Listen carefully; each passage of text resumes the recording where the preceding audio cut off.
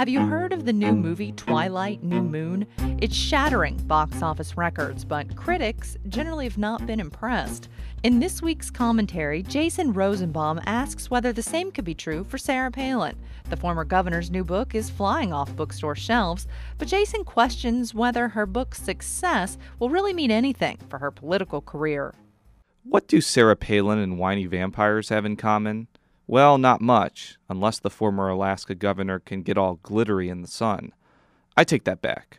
The former Alaska governor and the ultra-popular Twilight films have shared some commonalities, such as breaking box office records. The vampy flick New Moon cruised to a record haul over this weekend, while Palin's Going Rogue in American Life secured one of the best openings ever for a nonfiction book. But just as certain KBIA commentators have been dismissive of Twilight's worth to popular culture, Democrats and even some Republicans have constantly questioned Palin's political experience and intellectual heft. This was perhaps best exemplified last year, when Senator Claire McCaskill noted that Palin's prior experience to being governor was serving as mayor to a town the size of Moberly. Palin probably didn't silence her critics when she decided to duck out on her gubernatorial term early, and news outlets such as the Associated Press, which assigned a boatload of reporters to screen Going Rogue, have questioned the book's accuracy. So is Palin just a political fad, or does she have the potential to have staying power? There is historical precedent against Palin.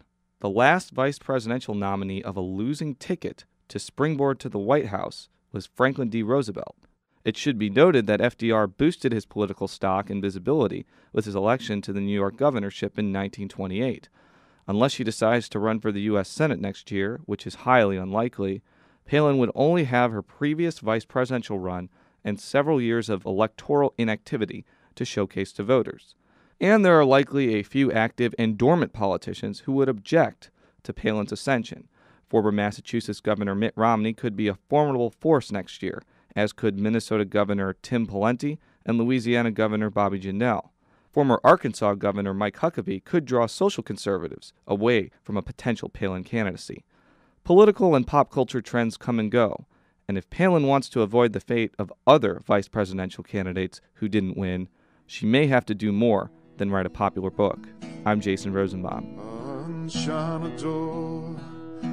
Thanks for tuning in to this week's Talking Politics. Have a great Thanksgiving. I'm Sarah Whitmire.